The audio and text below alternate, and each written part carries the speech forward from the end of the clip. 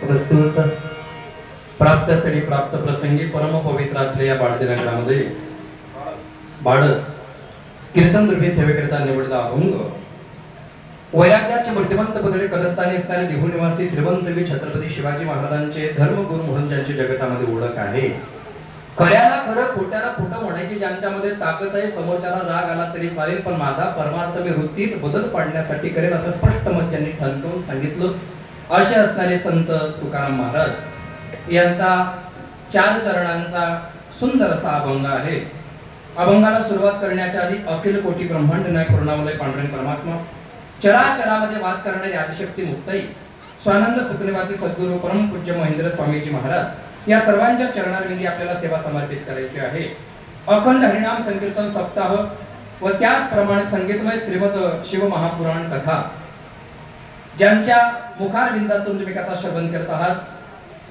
आदरणीय हरिभक्तीपरायण प्रातस्मरणीय मठाधीश्वर सर्वांचे खानदेशांचे नवीन कीर्तनकार जुने कीर्तनकार ज्यांनी परंपरेचा आहे अपरंपरेचा या सगळ्या लोकांचे मार्गदर्शक सद्गुरूचं ठिकाण असणारे आमचे गोविंदजी महाराज वरसाडेकर त्यांना सध्या आता पाचोऱ्यामध्ये फार मोठं निवासस्थान असं बनवलं असं मी ऐकलंय आहे की नाही बसून घ्या महाराजांची आज्ञा झाली की 16 तारखेला बाळत मध्ये तुम्हाला कीर्तन करायचं आहे सेवेला गी सेवक झालो तुमच्या लागलो निदचरणा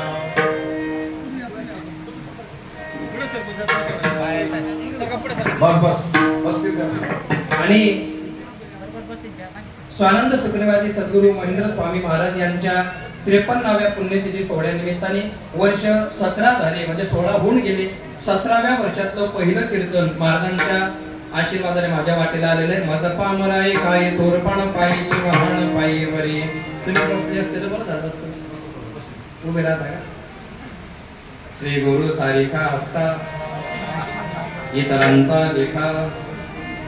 आदरणीय हरिभक्तीपरायण गुरुजन मंडळी फार महत्वाची असते. अगदी 5 मिनिटांमध्ये प्रस्तावना करेल. खानदेशामध्ये सर्वात गरीब कीर्तनकार जर कोण असेल तर तो मनोज महाराज यंगावकर आहे. सगळ्यात गरीब कीर्तनकार आहे की नाही. कीर्तन झाल्यावर लोक देतील शिक्का. तो सुरुवातीला मला बघून लोकांच्या मनामध्ये प्रश्न निर्माण होता, पोरेने जात काय बोली ते बोलू आते, आहे की नाही. तो प्रश्न निर्माण होतो. पण ते डेरी वाढवण्याचा गण प्रयत्न केला पण ती वाढत नाहीये. मृदंगाचार्य हरिभक्तीपरायण आदरणीय आमचे परमेश्वरजी नाना मृदंगाचार्य कुरुंदीकर. चेहरा बी हसलाय, काही मरीगत पण हसणार नाही बरं का. चेहरा हसलाय, वाजवणही चांगलं आहे. भोलेनाथांची कृपा झाली तुमच्यावर. लग्न झालं का बाकी झालंय का तरी हसताय नवल आहे. मुरलीधर अप्पा हे तर सदाबहार कार्यक्रम आहे. केव्हाही भेटा माणूस हातराच असतो. सज्जनाचा गुण आहे. त्याच्यानंतर हरिभक्तीपरायण रामदादा, आहे की नाही. बरोबर ना. आता चेहरा बिरा हसरे लोक पाहिले की मला फार बरं वाटतं. त्याच्यानंतर जे हार्मोनियम वाजवत आहे भागवतजी महाराज. सगळीची सगळी मंडळी ही तोला मुलाची आहे. तिकडे दीपक दादा आहे, चोपदार काका आहे. कोणी या तुम्ही तुमच्या भविष्यावर एवढा गाजावाचा आहे. काल दिन कुत्र भुकेनंतर चोपदारले म्हणता हान या हान आली अरे उन्हात नाही. सगळ्यांना माहित पडलं लाल कपड्यांमागे कुत्र लाग द्यायला होतं. बाबा आहे. सगळी मंडळी तोला मुलाची आहे. कार्यकर्ते तरुण मित्र मंडळी. 16 वर्षाआधी भगवा डोक्याला बांधला होता. भगवा डोक्याला बांधायचं एकच कारण होतं, मग हिंदू जगाने अभंग हिंदू जगा के अभंग. अभंग हा पारमार्थिकरित्या पहिल्या दिवशी नामपर याच्यामध्ये थोडं नामाचं चिंतन आहे म्हणून ते नामही सांगितलं गेलं पाहिजे. तुमच्या गावामध्ये परमपूज्य महेंद्र स्वामीजी महाराज एक थोर पुरुष थोर महात्मा होऊन गेले. त्यांच्याबद्दलही आपण काहीतरी बोललं पाहिजे. वास्तविक संतांचं बोलत असताना न पुरे ही वाणी, परंतु तुमचं गाव, तुमचं नियोजन आणि या सर्व गोष्टी एकंदरीत बघता आत्म्याला आनंद झाला, मनाला नाही झाला. बरं का, शब्द फार महत्वाचे आहे. आनंद आत्म्याला झाला, मनाला नाही झाला. का? कारण मनाचं काही ठिकाणा ओ मन के बैकावे मेरा आत्मन राह भुलावे ब्रह्मे डाले. मन के बैकावे मेरा आत्मन राह भुलावे ब्रह्मे डाले. इस मन का तू दासन बन ओ इस मन का तू दासन बन. इस मन को अपना दास बना दे. झूठी काया झूठी माया झूठा जगत प्रधान हटा दे. झूठी माया झूठी काया झूठा जगत प्रधान हटा दे. पल भर के सब संग साथे ओ पल भर के सब संग साथे प्रभु से अपना नाता जुड़ा दे.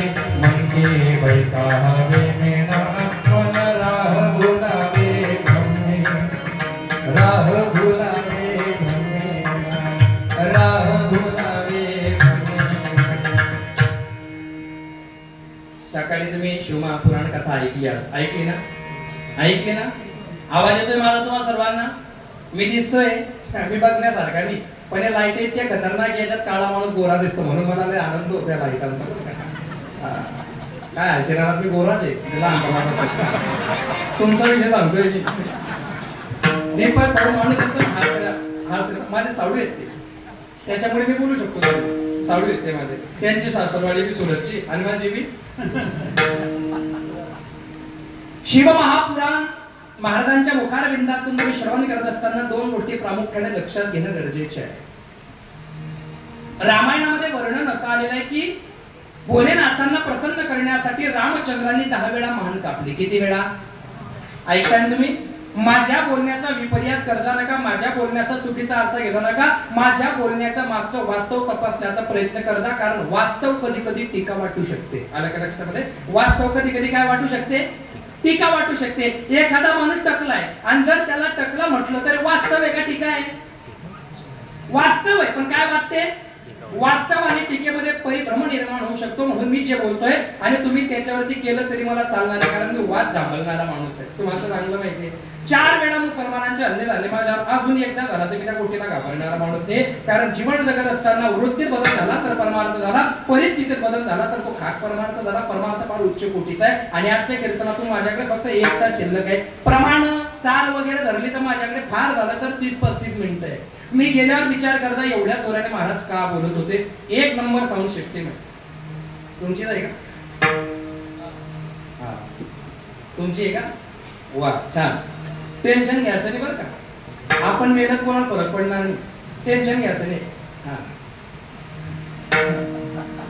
10 वेळा मान कापली. किती वेळा? किती वेळा? कोणी? रावणाने. कोणासाठी? भोले बाबासाठी. बरोबर ना? माझ्या मनाचं एक वाक्य बोले तर नरकात जाईल. एक वाक्य पाहोनी ग्रंथ करावे कीर्तना. हा परमार्थ काय माझ्या आजोबांनी तयार नाही केलेला आहे. हा परमार्थ अनादी काळापासून चालत आलाय आणि या परमार्थाची उत्पत्ती दाता भोले बाबा. त्याच्यामुळे त्यांच्याशी बोललं पाहिजे, नाही तर त्यांचा स्वभाव चांगला नाही. काही लोक म्हणतात बोड दैवत आहे, बोड बिड नाही येते. मागे लागे तो समजी काय गाणं आणलं यांनी. डम डम डम डम डम ऐकी दे आणि महादेवा. तिसरा डोळा आणि समजा ते बोले बाबा इग्यान आपण नाचायला लागून आपण त्या सांगितलं उघाडला तिसरा आणि जर त्यांनी तिसरा डोळा उघाडला मग तुम्ही नाही समजत नाही का? तिथला बावडतपणा आहे हो. शिव घोडा चक्रवर्ती त्याचे पाय वाचे वदरा शिव नाम तयान